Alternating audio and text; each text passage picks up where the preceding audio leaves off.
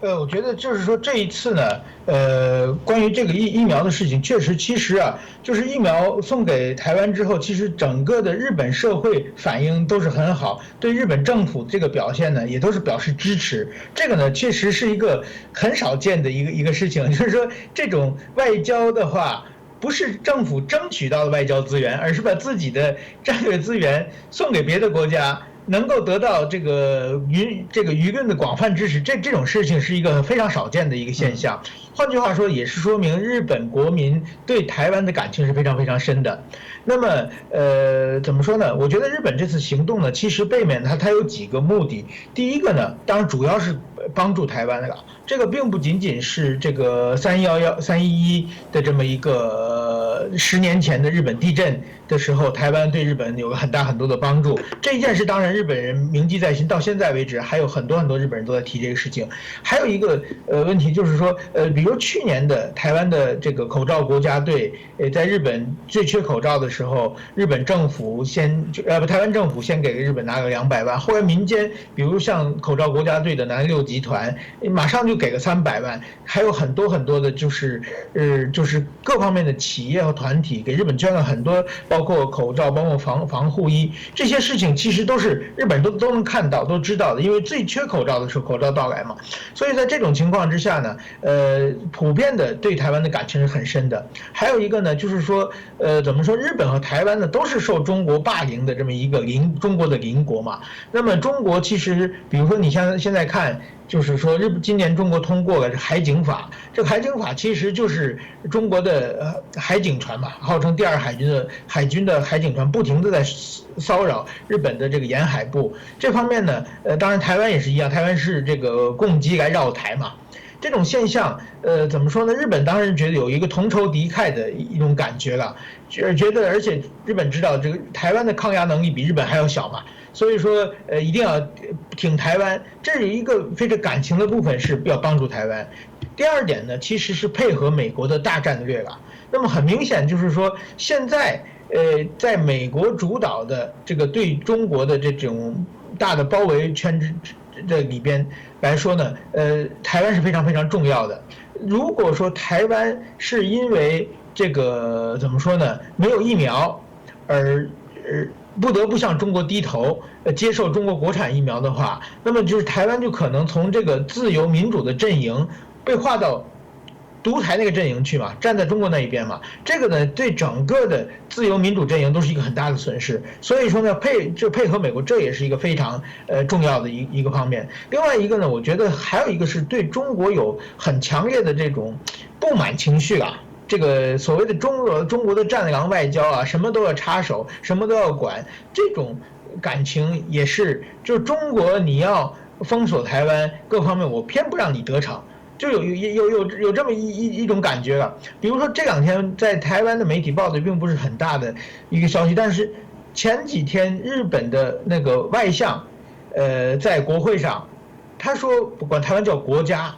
然后昨天日本的菅义伟首相，他代表自民党总裁，代表自民党和最大的在野党的立宪民主党党首叫枝野幸男，这2个人进行政策辩论的时候，菅义伟把台湾当作说台湾是国家，就是说台湾这个国家用国家这表，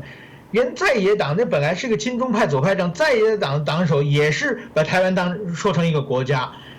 为什么会有这种情绪？就是说，过去的是这个不可想象的，这种是绝对突破中国底线的一种方法。但是说呢，首先我要说明，并不见得在口头上，日本的首相、外相把台湾说，台湾这个国家或者台湾国内用这种话的话，就代表日本的整个的要承认台湾是一个国家，没有这么大的这个战略上的一个转换了。如果战略转换要在各种政策上、条约上、法律上有反应，这是没有的。但是只是我觉得是一种情绪，这种情绪就是说，你中国不让我就是说。台湾就日本援助台湾明明是一个非常非常好的事情嘛，但是这种事你也在旁边说三道四。日本过去呢对中国是礼让中国，你给中国一个面子嘛，就中国你认为台湾是中国的一部分，我虽然不承认你这说法，但是我表示这个予以理解和尊重。这是1972年的日中共同声明的文献，就是说啊，你既然这么说，我理解你为什么这么说，而且我对你这说法给予尊重，就是给你一个面子嘛。但是说现在日本发现，我不管做什么，你都要插手，你都要抗议，连帮助台湾这你都要抗议，所以说呢，我就不满嘛。所以这种说，我看你怎么办，就是把台湾当作国家来表现。吃惊的是呢，中国既然没有在表面上抗议啊，就是说如果说过去的话，这一定是轩然大波。但是现在中国为什么没有抗议？我觉得中国觉得抗议不过来了嘛。现在全世界这种事情都很多嘛，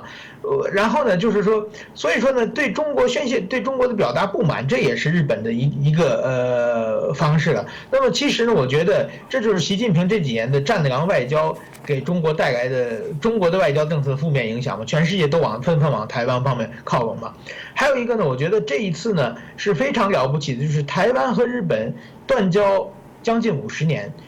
这50年以来，其实是政府之间是不可以没有交往的。另外一个就是说，很多事情要办起来都非常非常困难的。但是因为这件事情，因为台湾急需疫苗，所以日本是用了最短的时间打通了所有的通道。然后有人说这叫10天的宁静的革命嘛，10天之内就把这件事办成了。这是真的，我从来没有见过日本政府会有这么高的效率啊！所以说这是一个非常非常了不起的事情。那么今后这件事办成之后，那么今后如果台湾再